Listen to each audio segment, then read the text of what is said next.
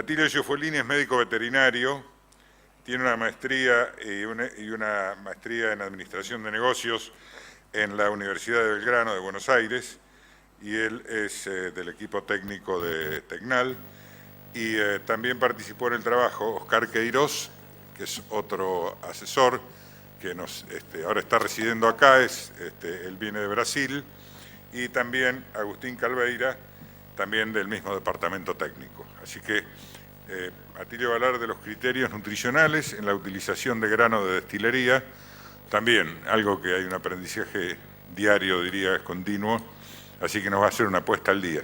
Y después hacemos el debate. Bueno, Adelante. muy amable Carlos, muchas gracias por la invitación. Si fuese un poquito de agua, le agradezco Carlos, lo deja a mano. Ya. Ahí está, gracias. Bueno, nuevamente muchas gracias por la invitación. A mí me toca el tema repetitivo, la figurita repetida, que es obviamente hablar una vez más del tema grano de destilería, que por momentos se está transformando en excesivo. Un poco la idea va a ser empezar por cuestiones más generales de cómo ha impactado la irrupción de los biocombustibles, como para ir precalentando en esta charla sobre lo que es el entorno general de los negocios, digamos, en el sector agropecuario. Con lo cual vamos a seguir un poco esta hoja de ruta. Vamos a hablar un poco del impacto sobre el mercado de los subproductos a nivel local, cómo la irrupción de los granos de destilería, que son productos húmedos perecederos, reconfigurar un poco los precios de los otros productos húmedos perecederos que ya teníamos en el mercado, como es de malta o probablemente gluten feed húmedo. Vamos a hablar un poco de las claves, los criterios nutricionales de la utilización de los granos de destilería, un poco las experiencias que hemos podido ganar en estos últimos 2 años de la convivencia práctica, digamos, con estos subproductos en el mercado. Vamos a hablar algo de los límites nutricionales de los granos de destilería, que es básicamente el tema del azufre y es un tema de unas limitantes de las tasas de inclusión. Algo de almacenaje. Este va a ser el primer verano donde vamos a tener las 6 plantas funcionando que estaban en la primera ola de irrupción de las plantas de etanol en Argentina, así que probablemente podamos tener un escenario un poco más competitivo donde almacenar pueda tener algún sentido. También vamos a hablar algo de cómo pueden servir los granos de destilería, obviamente en lo que es específicamente suplementación proteica, para planteos un poco menos intensificados o para recría, y después vamos a hacer algunas conclusiones. Entonces, bueno, un poco la última década, digamos, la bonanza de los precios de los commodities, que algunos consideran que no es ni más ni menos que una nueva bonanza, sino que no, es un ciclo o superciclo más del precio de los commodities, ha estado sustentado en 2 variables. Obviamente, cuestiones relacionadas con la demanda de alimentos, básicamente en lo que es Asia-Pacífico, que ha expandido la demanda de consumo de soja entre 20 a 70 millones de toneladas, obviamente, en los últimos 10 años en esas regiones. Y por otro lado, sobre todo, en la búsqueda de lo que se llama seguridad energética en los países desarrollados, tratando de bajar la dependencia energética de lo que es Medio Oriente y lugares donde obviamente se encuentran turbulencias más del punto de vista geopolítico. Esto ha generado lo que todos ustedes conocen como esta batalla entre combustibles y comidas, que ha ganado los medios y obviamente la intrincada contradicción moral probablemente de usar comida para producir combustible, que ha tenido algunas consecuencias intencionales y no intencionales de este tipo. Y esta primera irrupción de biocombustibles se ha dado principalmente con productos comestibles, que son aceite de soja para producir biodiesel, almidón de maíz para producir alcohol y reemplazar naftas, y básicamente azúcar, en el caso de Brasil, para producir biocombustibles. La segunda generación de biocombustibles están más relacionados con lo que se llama alcohol celulósico, que es la tecnología que debería haber empalmado con lo que es alcohol. Y en líneas generales estos son los biocombustibles de primera generación que tenemos a partir de biodiesel de soja y alcohol a partir de maíz. Pero ¿qué ha pasado en esta última década, digamos? Y que no ha sido un fenómeno local, sino que más bien global. En los últimos 20 años ha habido un desplazamiento de hectáreas que eran específicamente superficie forrajera o superficie ganadera, que es esta línea amarilla a la baja, a producir más soja y maíz. No es un fenómeno local, es un fenómeno global, y ha habido 65 millones de hectáreas a nivel global que se han ido a sembrar y que obviamente se han sustraído de la producción ganadera. Lo cual ha empujado las tasas de crecimiento de la producción animal a la baja. Estas son las tasas de crecimiento, digamos, de carne de rumiantes en los últimos 40 años, las tasas de crecimiento de cerdo y las tasas de crecimiento de aves. Y como el alto precio de soja y maíz ha significado alto costo de alimentación para la producción animal, las tasas de crecimiento han reducido. Inclusive, fíjese que la producción de carne de rumiante específicamente sigue tasas decrecientes con la expansión global de gente. Cada vez tenemos más consumidores, pero menos carne relativo a esos consumidores para producir. Esta era un poco la primera proyección en el año 2007, de que una vez que se llegara el alcohol proveniente de maíz llegara a su límite, iba a ser empalmado con el alcohol celulósico. El punto que la tecnología no llegó, porque la Administración Ambiental de Estados Unidos es lo que propuso, en vez de llegar en el año 2020 a 40 billones de galones de renovables, modificó un poco el patrón, y esto ha estado sustentado principalmente por la irrupción. Ya se habla de fiebre del petróleo moderno, de lo que es la fractura hidráulica, digamos, y la obtención no convencional de petróleo, que le ha permitido a Estados Unidos en solo 5 años reemplazar un 20% de la importación de petróleo extranjero. Con lo cual, esta es la tecnología que ha permitido no seguir acelerando esta tasa de crecimiento de biocombustibles. ¿Sí? Y lo que ha terminado generando, obviamente, es una burbuja en el insumo que genera esos commodities, que es el valor de la tierra. Datos americanos en la actualidad hablan de que cuando hacemos un parangol con la bolsa, la relación entre el precio de la tierra y su renta, cuántas veces vale la tierra o una hectárea de campo en relación a su renta anual, cuando la media de largo plazo es 18.7 veces renta anual, valor de la tierra, hoy estamos en 33 en Estados Unidos. Cuando la banda va de 10 a 30. Con lo cual, en líneas generales, hoy estamos en una situación con ciclo revertido de precio de los commodities y probablemente la pregunta es a dónde se ajusta. ¿Ajusta renta o si no, ajusta precio del valor activo tierra? Pero obviamente esto tiene muchas consecuencias desde el punto de vista profundo al modelo de negocio del sector agropecuario. En el pasado hablábamos de expandir el mismo modelo de negocio sobre más superficie y ahora nos toca hablar de intensificación. Lo cual no deja de ser un ejercicio bastante importante, porque cuando uno habla de óptimos económicos, tenemos que tener precio de venta de la leche a futuro a 10 años, y ser tomador de precio hace dificultoso saber cuál es el grado óptimo de intensificación. Así que es un ejercicio interesante. Y en algún punto, como dijo Mancur Olson, con el herramental técnico que tiene la economía en la actualidad, uno puede torturar los números hasta que confiesen lo que uno quiera. Y muchas de estas discusiones de intensificación terminan siendo desde el punto de vista ocurrencial y no más desde el punto de vista técnico, pero es interesante seguir discutiéndolas.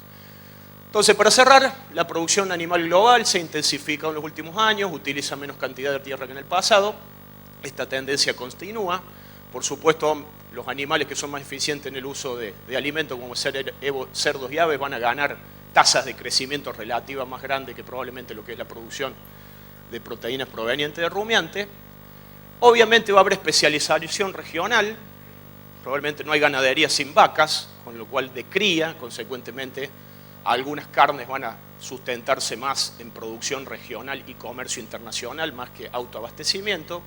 Este boom de los biocombustibles generó altos costos de alimentación, ha disminuido la tasa de crecimiento global de la ganadería y ahora tiende a moderarse con este ciclo revertido, porque pasamos de un mercado de demanda en lo que es el maíz y soja a un mercado de oferta.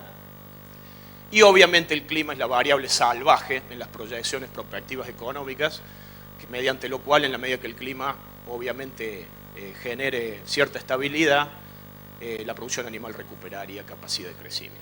Con lo cual, bueno, vamos a lo específicamente y más lo nuestro. La irrupción local de los biocombustibles tiene una dinámica bastante diferente a lo que puede ser en Estados Unidos. En Estados Unidos tenemos unas 214 plantas de etanol, con 56 millones de litros. El mercado local argentino se va a acercar a producir 850 millones de litros este año, con lo cual tenemos un mercado menos del 2% del americano, con lo cual tenemos también una cantidad de ese menos del 2% de producción de etanol local, todavía el 40% es de alcohol proveniente de caña. Así que eso consecuentemente hace que la irrupción y la cantidad de material ofrecido al mercado de estas burlandas haya sido sensiblemente menor, y es lo que define esta dinámica en la formación de precio de los granos de destilería. Problemas de inversión, las plantas van secando cada día más, en la medida que las plantas puedan secar tengo menos húmedo, en la medida que tengo menos húmedo el precio lo pueden administrar del lado de la oferta, en la medida que tengo que fletar húmedo los costos de flete no son los mismos con un precio relativo de la burlanda sobre un maíz bajo como estamos hoy que en otro momento, pero obviamente en esta dinámica de oferta, demanda, feedlot que se cargan y se descargan, vamos describiendo un precio relativo de estas burlandas que no tenemos series de precio para poderlas trabajar, pero por otro lado yo diría que con relación a la referencia histórica de un gluten feed húmedo al 38% el valor del maíz, hoy estamos al 30%, con lo cual han generado una deflación al menos del precio relativo, digamos, desde la irrupción de estos productos perecederos que obviamente entran en competencia cruzada con estos otros. Por supuesto que ya las plantas, tenemos 6 plantas en funcionamiento, Vicentín, Promaíz en Alejandro Roca, Acabío, Porta en Córdoba, Diacer, Bio 4 y todos los proyectos nuevos medio que están en stand-by, no se está construyendo nada.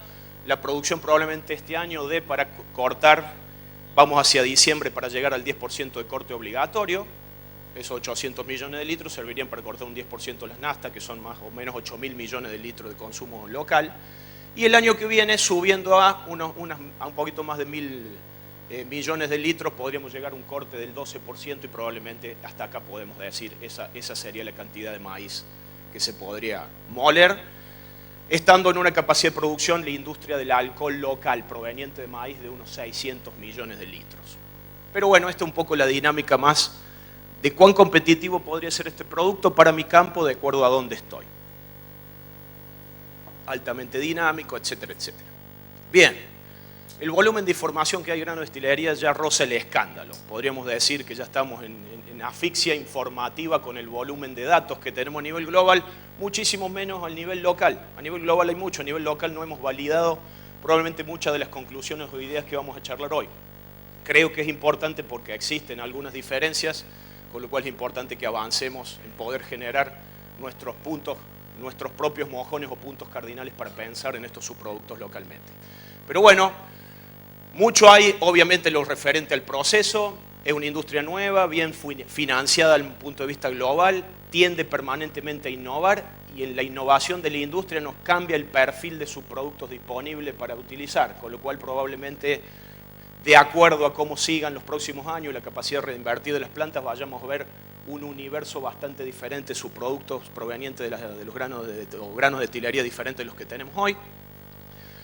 Los focos de investigación, estado en carne, en leche, carcasa, característica de la calidad de la leche también, almacenajes, mermas, etcétera, cómo el azufre influye en el metabolismo de los rumiantes, este impacto sobre lo que es suplementación proteica, y hay algunas otras cosas desde el punto de vista de los xenobióticos que pueden tener residuos de antibióticos del proceso que pueden entrar al canal de la producción animal, micotoxinas, etcétera, etcétera. No vamos a abordar mucho esto, pero nos vamos a focalizar un poco a hablar lo que tenemos disponible carne, lo que sería más relevante, algo de almacenaje, algo de azufre y alguna cita de suplementación proteica. Esa es un poco la propuesta a continuación. Perdón, me estoy portando mal, así que el doctor me reita. Gracias, doctor. Bien, sigamos con esto. No nos vamos a detener mucho esto, es bastante repetitivo, pero el proceso es simple, se muele el maíz a un micronaje específico, entra un proceso de cocción, se ponen las enzimas para que ese maíz se vaya transformando en glucosa, ese caldo de glucosa flotante se le ponen levaduras, esas levaduras transforman esos azúcares en alcohol, empiezo a tener este mosto en donde tengo un porcentaje de alcohol disuelto en agua y en maíz molido, saco alcohol de eso en la destilación y me queda el mosto, el residuo o el subproducto. Una vez que separo, genero dos corrientes, una vez que centrifugo, digamos, genero una corriente de los líquidos y una corriente de los sólidos. Esos líquidos se llaman solubles de destilería, localmente bautizados como vinaza. Esa vinaza se condensa y al recondensarse, porque sale con 20 de materia seca, se lleva alrededor de 40, 38, etcétera, se vuelve a abocar y termino haciendo estos granos de destilerías húmedos con solubles, secos con solubles, pero también podemos conseguir en el mercado los solubles solos o podemos encontrar los granos de destilería solos. Lo que ha ido pasando con la evolución y con la puesta a punto de las plantas es que nosotros cuando nos llega el producto no sabemos qué nos están mandando en algún punto. En la medida que la planta entra en régimen, aumenta la consistencia y la repetibilidad de lo que nos van mandando. Pero como hay problemas industriales, digamos, con los desabastecimientos de energía, hay momentos que al no tener energía las plantas cambian el proceso y puede llegar a ser un poco variable, y la variabilidad es probablemente uno de los elementos que tenemos que tener claro en el uso de grano de destilería, sobre todo si vamos a pretender ser agresivos con las tasas de inclusión. Sintéticamente muelo 100 kilos de maíz, voy a sacar CO2 que se me va al sistema, algunas empresas en el extranjero la están recuperando, 30 kilos de grano de destilería y 33 a 40 litros de alcohol. La eficiencia nacional hoy se habla que está alrededor de 36 litros por cada 100 kilos de maíz molido, o sea que estamos un poco por debajo de la eficiencia extranjera. ¿Y qué me queda en ese subproducto? Si yo le saco el almidón o la maicena, la harina al maíz, que es 2/3 del maíz, todo el resto va a pasar a ser 100 y como primera aproximación grosera se va a triplicar todo el resto de los nutrientes residuales. Si yo saco 2/3, que es la harina, todo el resto pasa a ganar participación a tasa de 3, con lo cual la grasa la tengo concentrada 3 veces el maíz, la fibra la tengo concentrada 3 veces el maíz, la proteína la tengo concentrada 3 veces maíz, es el primer tema a hablar. Pasa esto simplemente, este almidón se me transforma en este alcohol, este residuo que nos queda se transforma en todo esto, que no es ni más ni menos lo que dijimos, más concentrado en grasa, más concentrado en proteína específicamente. Las tasas de concentración de nutrientes, si bien siguen el promedio de 3.2, no son simétricas entre un nutriente y otro, la proteína puede estar en 3.1, esta fracción de la proteína que se llama bypass se concentra más que la media general de los nutrientes, la fibra 3.9, etcétera, etcétera. Para los fines prácticos nos sirve esta aproximación de 3 veces la concentración de nutrientes. Las tasas de inclusión típica, empezando por el final, obviamente el lugar donde más tasa de inclusión o más reciclado de grano de destilería podríamos tener, si en línea general la industria lo mira de esa forma.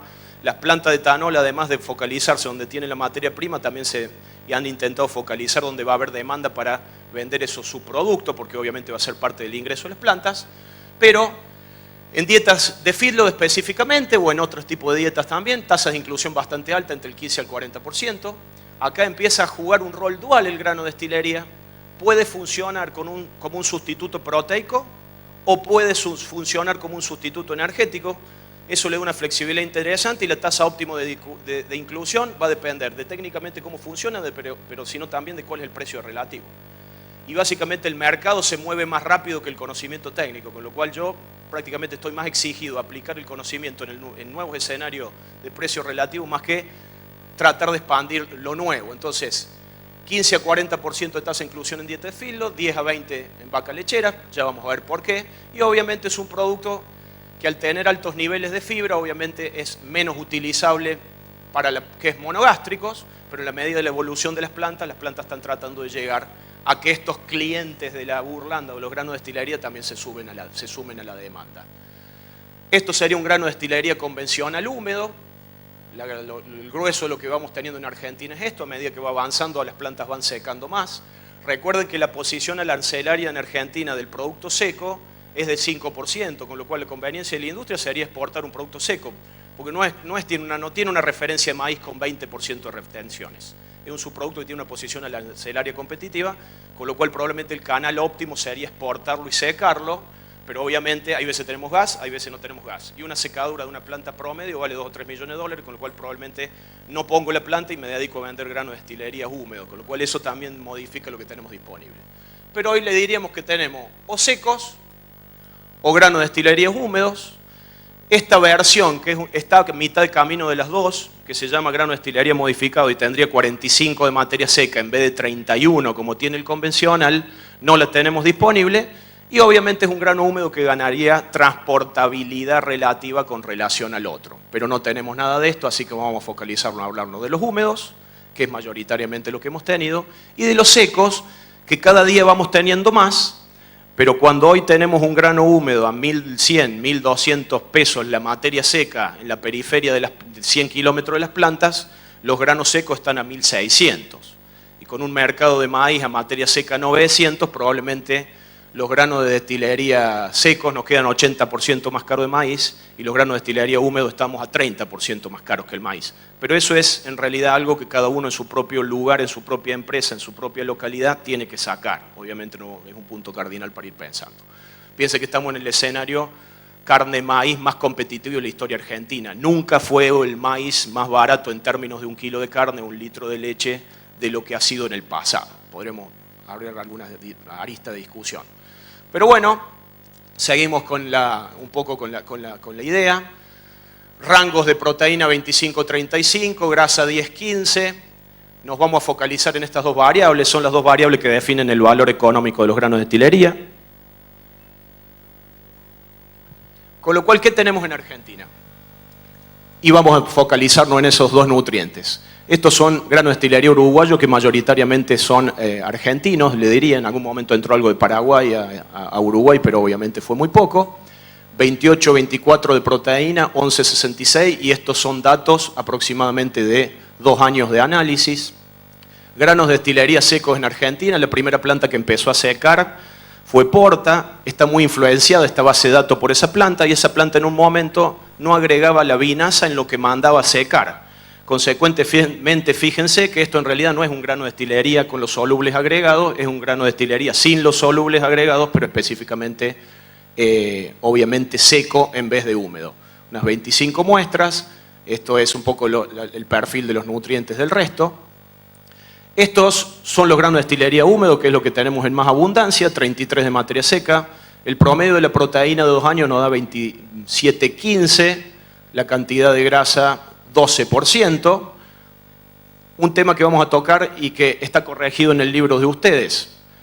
El azufre dice 0,52, pero yo le diría que estaba mal ese número, está corregido en el lugar de ustedes. Es como la distribución de esta variable es bimodal, hay algunas plantas que no usan ácido sulfúrico y tienen un azufre de 0,4, que son las menos, y hay un porcentaje de estas plantas que obviamente utilizan azufre y están en 0,9, con lo cual si ustedes tienen que usar una opción default para pensar en cuánto azufre tiene, piensen en el 9, en el punto 9 y no en el punto 4. O sea, el riesgo de equivocarse es peor equivocándose a ponerlo como punto 4 que ponerlo como punto 9, después vamos a ser más específico y cuantitativo en el tema, pero es un dato no menor cuando pensamos en qué tipo de grano de destilería tenemos. ¿Qué ha pasado con esta proteína? Ha ido cayendo. La media del 2014, lo otro eran de 2 años, de grano de destilería, es 25.4. Con lo cual esta es una primera diferencia. Cuando lo comparáramos contra diferentes referentes, medias de laboratorios americanos, el NRC de leche, el NRC de carne, estamos en 4 o 5 puntos menos de proteína. No tengo una buena explicación por qué eso sucede, pero en líneas generales esto es lo que ha ido pasando en el paso del tiempo.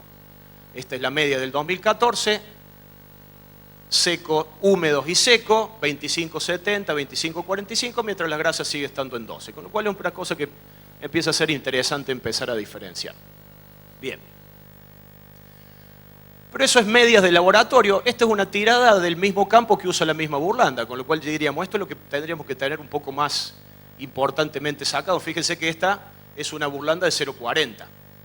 Justamente no utiliza azufre en el proceso, pero cuando sacamos muestras seriadas de camiones llegando al mismo establecimiento, obviamente para perfilar cuál es la variabilidad de la materia seca, cosa importante para tener en cuenta en la formulación, cuál es la variabilidad del azufre, cuál es la variabilidad obviamente de la grasa, etcétera, etcétera. Deberíamos trabajar con una información más de este tipo que menos global, porque es lo que específicamente vamos a estar recibiendo en el campo, digamos. Podemos estar tomando decisiones, si mi variabilidad de la materia seca es muy grande, probablemente mi tasa de inclusión cambie, etcétera, etcétera. Cada uno hará la valoración y es un poco la idea que avancemos con esto. Empezamos a hablar algunos temas en lo que es específicamente feedlot. Recuerden que las tasas de inclusión óptima iban entre 15 y 40%. No funcionan de la misma manera diferentes niveles de procesamiento. Este es un dato interesante. Como tendencias generales lo que vemos es que a medida que aumenta la tasa de inclusión de grano de destilería en reemplazo por maíz, En las dietas de grano seco partido la eficiencia de conversión mejora. En el caso de las dietas más procesadas, estos son hojuelas al vapor o copos de maíz, en línea general en un sistema en donde la digestibilidad del almidón es mayor, no hay respuesta en la eficiencia de conversión a tasas crecientes, obviamente, de grano de destilería. Y en el caso del grano húmedo, que sería la línea entremedia, mejora, pero mejora menos por relación a lo que mejoraría básicamente con dietas de grano partido seco. Con lo cual, esto esgrime una primera hipótesis, más que hipótesis o conclusión. No es lo mismo la ganancia marginal de usar granos de destilería de acuerdo al tipo de dieta base que yo esté utilizando. Nos faltaría para el caso particular nuestro qué sucede con los granos enteros, y no hay demasiados datos y es algo que deberíamos tratar de localmente dirimir. Los pocos datos básicamente que hay, principalmente la gente de Nebraska, son de novillos pesados y en tasa de inclusión de granos de destilería el 30%, donde los granos enteros son un 10% menos eficientes cuando las tasas de inclusión de grano de destilería llegan al 30%. Es una hipótesis bastante difusa, sería bastante importante que nosotros la dirimiéramos, pero a esta altura no tenemos información para mostrar en ese sentido. Esperemos que todavía, digamos, y en el futuro tengamos. Pero cuando empezamos a definir, acá tenemos lo mismo, inevitablemente la mejora con dietas de granos partidos mejora mucho más en el principio, del 10 al 20%, que lo que mejora marginalmente entre el 20 y el 30%. Acá la curva se me entra a aplanar. Y también tiene un efecto beneficioso sobre la ganancia de peso, estando los óptimos desde el punto de vista de la eficiencia física en reemplazo de alrededor de 30-40% aproximadamente. No me profundizo mucho con esto, pero en realidad la conclusión de esto es que en la medida que el grano de destilería está más seco, la energía es menor. Se pierde energía secando el producto. El modificado tiene menos energía que el húmedo y el seco tiene menos energía que el modificado y el húmedo, con lo cual el costo energético adicional sobre maíz no va a ser igual en un grano seco que en un grano húmedo. Y algo que especulamos a priori es que hay algunos efectos residuales sobre la carcasa, que es básicamente cambiar un poco el perfil de ácidos grasos, obviamente, en la carcasa y afectar la vida media y la calidad de la carne. En este caso es en tiempo en la góndola, qué cantidad de metabolitos relacionados con la peroxidación o el enranciamiento aparecen. Seguimos. Me gustaría... Sí, perdón, me sigue retando el doctor, me estoy portando muy mal. Lamentablemente no podríamos mostrar información de conversiones, que es lo que nos gustaría tener a futuro, como podemos tener de otras características, cuáles son la eficiencia, cómo se comportan, etcétera, etcétera. Esto es para gluten, probablemente en el futuro lo tengamos. Pero yo diría que podemos llegar a una conclusión del siguiente tipo. Los granos de destilería para dietas específicamente de fieldo, cuantos más húmedos mejor son, más energía tienen. La mejor combinación es con grano partido. El valor energético relativo estaría entre 10 a 30% encima del maíz con esta información. Como hoy básicamente el grano de destilería, en el escenario del caso mejor, al menos donde me toca trabajar a mí, están más caro, un 30% más caro que el maíz de hoy, obviamente la discusión no es esta. Hoy no son un reemplazo de energía ni lo han sido en los últimos 2 años, son un reemplazo proteico, son un suplemento proteico para el feedlot. Pero bueno, en el caso de granos secos serían un 10% mejor que el maíz, en el caso de granos de destilería húmedos serían un 30% mejor que el maíz en dietas de maíz partido. Con lo cual, no hay que darle pelota a lo que ustedes analicen en el laboratorio en el cálculo de energía cuando vean el papel.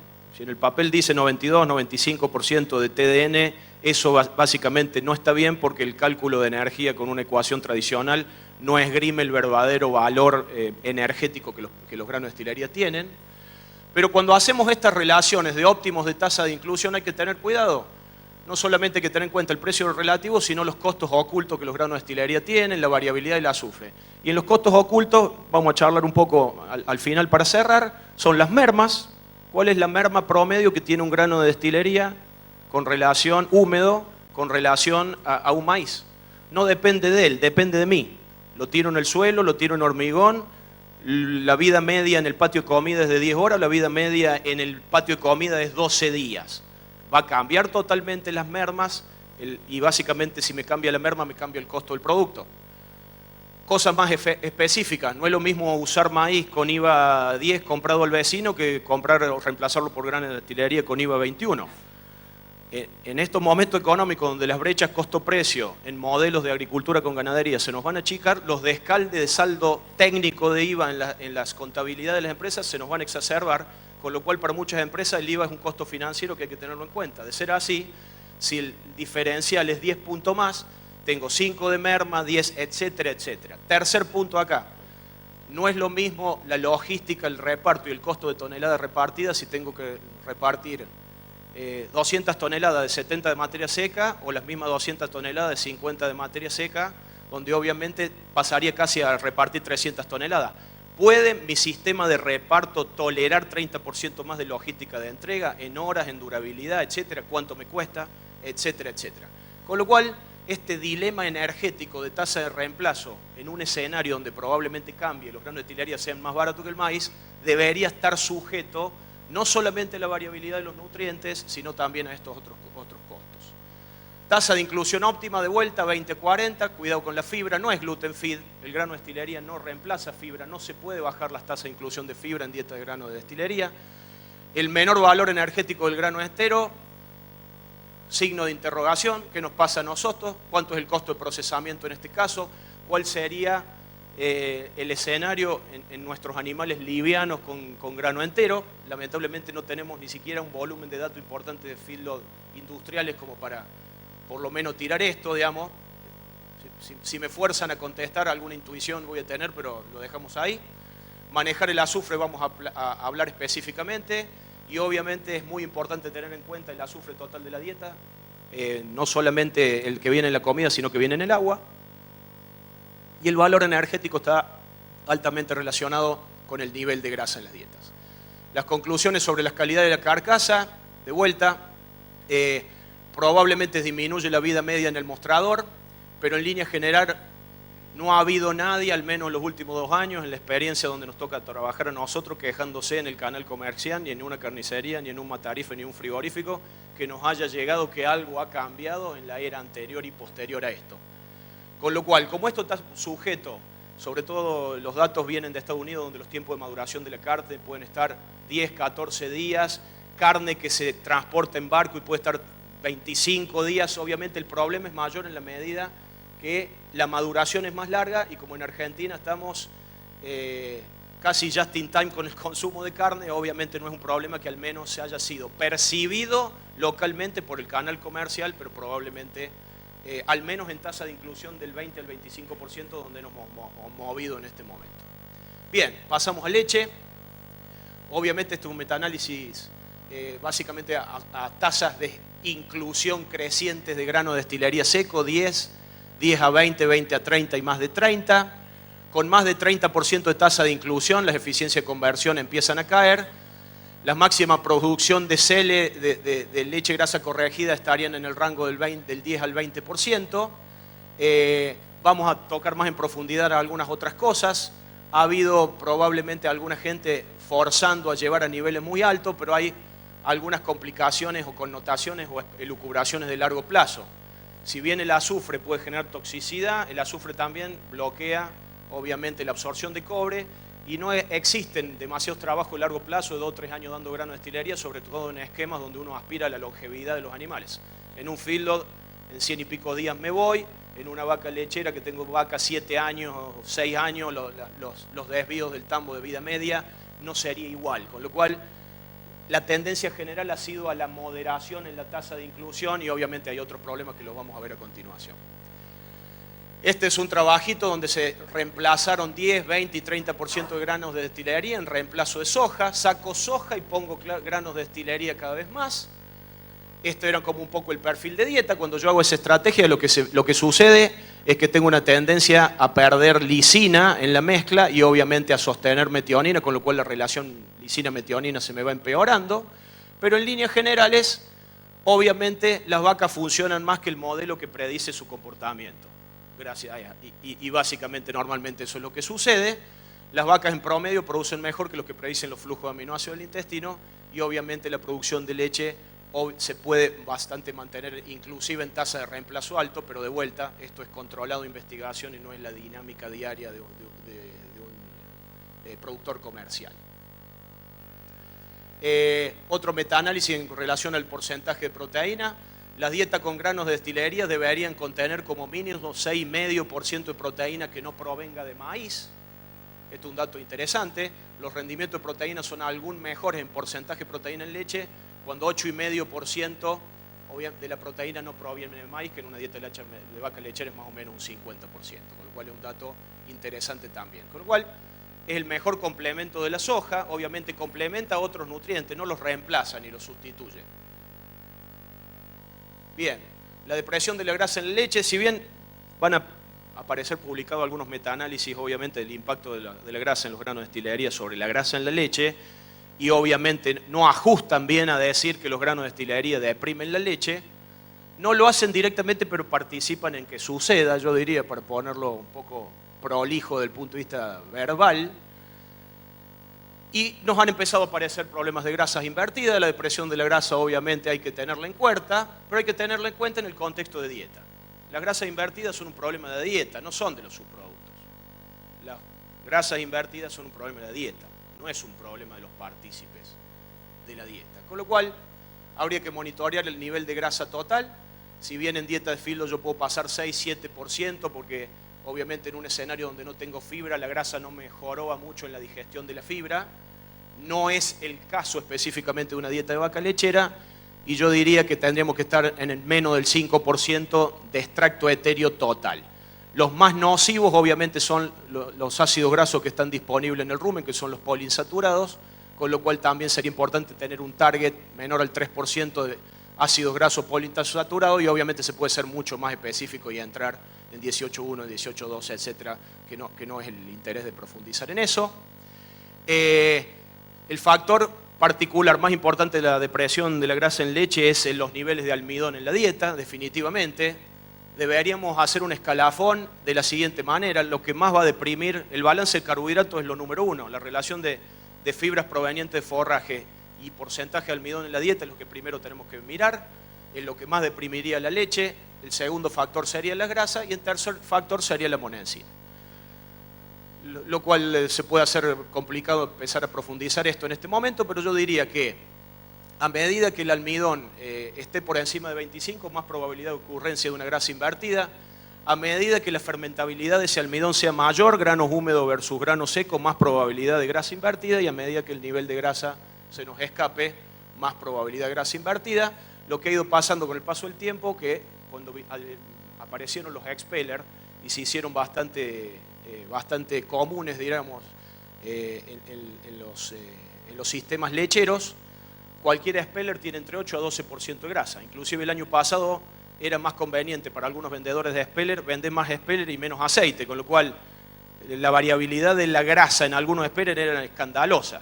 Pero si yo estoy dando 3 kilos de expeller en una vaca lechera, ya estoy dando 300 gramos de aceite, de ahí nomás. Si meto 3 kilos de grano de destilería, meto otros 300 gramos más. Con lo cual yo diría que el grano de destilería fue la gota que rebalsó el vaso en empezar a ver grasas invertidas. Otro fenómeno no menor, la misma dieta pero con variabilidad de carga y de mezclado, más problemas en la medida que le sumamos forrajes frescos, ya que los forrajes frescos tienen 18,3 en la primavera, se nos empiezan a invertir las grasas. Y lo que hay que entender con las grasas invertidas, que es un estado alterado de la eficiencia ruminal o de la eficiencia de las vacas. Las vacas invertidas obviamente son menos eficientes, digieren menos el forraje, tienen peor eficiencia de conversión y exportan menos energía. Si yo tengo una grasa en 3 contra una grasa 3,5 en la leche, la carga calórica del litro de leche va a estar probablemente 7-8% abajo, y obviamente ahí se transforma en la eficiencia. Pero bueno, un dato no menor, seguimos discutiendo, se puede evitar. Diría que no es tan grave como una grasa invertida por acidosis, pero en su génesis participa los pH ruminales para que aparezcan estos precursores y ácidos grasos conjugados, que son los que terminan impactando la síntesis grasa, la glándula mamaria. Tasas óptimas de inclusión en dietas de leche. La máxima producción de leche y componentes estaría en el rango de 10-20. A mayores niveles probablemente se empiece a deprimir la producción y la eficiencia e invertirse más la grasa en el escenario nuestro. La complementación con soja es una estrategia para bajar costos y sostener la producción. Hoy en una estrategia de mantener en los rodeos de punta los niveles de producción, obviamente podríamos bajar 1 a 2 pesos los costos por vaca, con lo cual sería un ahorro de 7 a 8 pesos pensando en la complementación sin perder litros. Creo que es la estrategia más correcta y eso se logra en el rango del 10% en la actualidad o el 12%. También tenemos que ver cosas relacionadas con la logística, los costos ocultos. El factor particular más grave de los granos de destilería, al menos en los últimos 2 años, es el abastecimiento. Medimos la variabilidad de la materia seca, pero no hay nada más variable que vengan y no vengan. Y eso lo empezamos a ver a priori. Si yo tengo una distancia de 50 kilómetros de tierra, el abastecimiento de grano de destilería y tengo que recibir 3 equipos por semana, tenemos que tomarlo en cuenta, a ver el grado óptimo de conveniencia de utilizarlo, y eso no lo va a hacer por programación lineal un programa de nutrición. Obviamente tiene que ser un criterio compartido, una charla con proveedor y algunas estrategias obviamente compartidas con los proveedores, porque empezamos a ver cada vez más gente que dicen la saqué, me cansé, estuve 4 días que no vinieron y me generaron más problemas de los beneficios que me causó. Entonces, por ahorrarme un peso, entré en un evento de acidosis y perdí 200 pesos por animal, digamos. Hay que un poco llevarlo a la lógica del sitio específico donde me toque trabajar. Entramos, ¿cómo vamos con el tiempo? ¿Alguien me puede colaborar? Bien, dejémoslo ahí nomás. ¿Qué pasa con el azufre? Hay mucha información y es interesante porque nos ha permitido entender un poco más el metabolismo del azufre, obviamente, en bovinos, pero en la medida que las tasas de inclusión aumentan, obviamente el contenido de azufre total de las dietas va a aumentar. Vamos a entrar un poco más en detalle. Cuando hablamos de azufre, puede haber aportes muy importantes de azufre. Córdoba es un caso muy particular, o bastante evidente, donde los niveles de sulfato en las aguas pueden ser muy importantes, con lo cual en la medida que yo me vaya a integrar, a utilizar niveles de burlanda, lo tengo que meter o integrar a cuál es mi dinámica de comportamiento de los sólidos en el agua, los sulfatos en cuanto a la estación, etcétera, etcétera. No es lo mismo en verano que en invierno. Los consumos de agua me suben, y que me suban los consumos de agua con alto sulfato en el invierno me pueden desencadenar problemas por el solo hecho de la variación del consumo de agua y no de la composición, etcétera, etcétera. Pero al menos, ¿qué podemos decir, al menos en la actualidad, del metabolismo del azufre? Hay un nuevo concepto que se llama, bueno, no es un nuevo concepto, perdón, es el que sigue, pero del total del azufre ingerido, tenemos 2 tipos de azufre. Uno que se llama, y que cuando apareció se discutió bastante porque es azufre disponible en el rumen, que hace un parangón con la proteína degradable en el rumen, y es donde empezó la discusión. No podemos estar denominando a un mineral de esa forma, pero en realidad lo importante a rescatar, y que hoy ya va a ser validado y el NRC nuevo va a tener un poco los requerimientos de azufre establecidos de esa manera, es que tenemos un azufre rápidamente disponible en el rumen y que es el inorgánico. Y el inorgánico es los sulfatos en el agua y el ácido sulfúrico en los granos de destilería. Recuerden, como decíamos, de ese azufre que tienen los granos de destilería de 0,9, probablemente 0,4 sea de la concentración del azufre de los aminoácidos azufrados del maíz, o sea, es azufre orgánico metido en la proteína, pero hay una parte que es ácido sulfúrico agregado en el proceso. Ese ácido sulfúrico de los granos de destilería o del sulfato del agua, obviamente es atacado por cierto tipo de bacterias que se llaman desasimiladoras de sulfato y van a hacer algo, y lo dejo ahí. Pero hay otro azufre, como los granos de destilería tienen 65% de proteína bypass, hay un porcentaje de ese azufre que es 65% bypass, y es este orgánico, con lo cual pasaría derecho. Pero hay también algo de ese azufre que lo captan las bacterias para producir su propia proteína, diríamos, y también van a terminar en el intestino. Mientras que lo que viene de sulfúrico y de agua, y de sulfato del agua, va a entrar en este dinamismo. Estas son las bacterias que van creciendo y mayoritariamente los primeros 30 días que empieza el escenario nutricional empiezan a desarrollarse, y existe un equilibrio con la formación de esto, que es el sulfuro de hidrógeno gaseoso, y que es en definitiva lo que termina produciendo, una vez que el animal lo eructa y lo reinhala, los casos de polioencefalomalacia o la depresión del consumo por azufre. El azufre va en un primer momento a deprimir el consumo de materia seca y bajarme la productividad, es el puntapié inicial. A medida que los niveles de azufre... Primero me va a bloquear selenio y cobre, influencia bastante sutil. A más tasa de participación en la dieta me va a bajar el consumo. Y a más tasa de participación de Hacienda me va a empezar a matar algunos animales.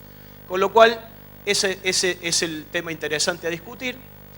Este equilibrio entre el azufre que está en fase líquida en el rumen y el azufre que está en fase gaseosa en el rumen está definido por una constante de disociación, pero en la medida que yo me acerco a pH 5.5 o 5.4, el 100% del azufre se va a ir como gaseoso. Con lo cual hay un primer puntapié inicial en la estrategia para mitigar el problema, que es obviamente el pH ruminal, que va a estar influido por la fibra. La fibra va a ser el antídoto perfecto para evitar que se me desplace este equilibrio hacia mucha cantidad de azufre, junto con la estrategia de la tasa de inclusión de azufre en la dieta. Son las dos herramientas más fuertes y obviamente se ha ganado bastante, hay dos muy buenas revisiones del tema, que es Artur y Dremnowski, obviamente validando esta forma de pensamiento. Con lo cual, el azufre va a generar interferencias sobre la absorción de cobre, disminuir el consumo y la performance, me puede llegar a afectar la salud animal y generar problemas de polioencefalomalacia. Importante a discutir, la polioencefalomalacia en el filo estaba mucho antes que llegaran los granos de destilería, es como la grasa invertida. Ya se nos moría, porque la causa principal, obviamente, de polios en los filos son manejo de comedero, acidosis, mal ajuste de dieta. No es el azufre, pero en líneas generales es una causa más de problemas que podríamos tener y obviamente se nos dificulta, al menos hasta hoy. ¿Cuánto queda? ¿10? 5, deme 5. 3, bueno. Hay otras cosas más complicadas, pero las podríamos dejar ahí. Las estrategias controlan los niveles de azufre, que los niveles de azufre en agua y dieta no se pasan de 0,2, 0,3, los ajustes de niveles de forraje, el procesamiento y manejo de comedero y obviamente la de suplementación. Esto es a partir de donde empiezan a aparecer los casos de polio. Rápidamente, como almacenaje, ¿qué es lo que tenemos disponible de almacenaje en Argentina? Obviamente las mermas nos van a significar altos costos, con lo cual tengamos en cuenta el tema. Tenemos dos tipos de almacenaje. El almacenaje, diríamos, de corto plazo, que es una batea que me trae 28.000 kilos y me la deja en una bolsa de 14 metros, como para usarla, digamos, en el corto plazo. Y estrategias de almacenaje de guardar probablemente en momentos que tenga bastante barato el grano de destilería. Existen otras, como mezclarlo con fibra. Cada vez que manipulamos o transportamos productos húmedos y fibra, los costos aumentan exponencialmente, con lo cual yo diría que en líneas generales, si bien interesante, es impracticable desde el punto de vista costo, con lo cual deberíamos explorar mucho más cómo nos comportamos en el largo plazo con almacenajes de este tipo y no pretenderlo mezclar, pero es interesante. Cuando yo meto fibra bajo las mermas, 5%, porque le puedo meter presión a la bolsa, porque la fibra me lo permite y puedo eliminar mejor el oxígeno. El óptimo de compactabilidad y minimización de pérdidas se da cuando yo logro una mezcla con forraje de 43% de materia seca, y los diferentes almacenajes tendrían 15, 12, 10% de pérdida. Esta es una interpretación local para evitar el extracosto de manipuleo y transporte, que es ensilarlo mezclado obviamente con maíz, que en un primer momento fue una estrategia para recrías extensivas. Es bastante complicado porque lo que gano por el lado de los costos lo pierdo por el lado de la precisión y el control de las dietas, pero es ensilarlo mezclado. Estas son estrategias, ensilándolo básicamente para corregir en autoconsumos la proteína del silo a X cantidad, pero tendríamos que explorar un poco más esta posibilidad. Desde el punto de vista de suplemento proteico, bajo almidón, alta proteína y obviamente altos niveles de fibra digestible. Son bastante lineales las respuestas con forraje de baja calidad hasta el rango del 0,8 y 0,1, que a este límite se lo impone obviamente la grasa. Como no hemos tenido mucho grano de destilería seco, no han sido muy utilizados, creo que hasta el momento, básicamente con esta estrategia, pero hay mucha información acá. Y obviamente la evolución de la industria probablemente haga, en la medida que los procesos de obtención de alcohol, las plantas viven de los precios del maíz, los precios de alcohol. Básicamente los nuevos métodos tratarían de generar otras cosas vendibles de esas plantas, aumentar la eficiencia de producción de alcohol, vender aceite grado food, nutracéuticos, antioxidantes, con lo cual hoy probablemente ya en Estados Unidos tenemos grano de destilería que parecen más un gluten meal con 60% de proteína y sin grasa, porque van a procesos de degerminado, con lo cual probablemente la dinámica de aparición de productos derivados de los granos de las destilerías básicamente va a seguir de manera bastante importante.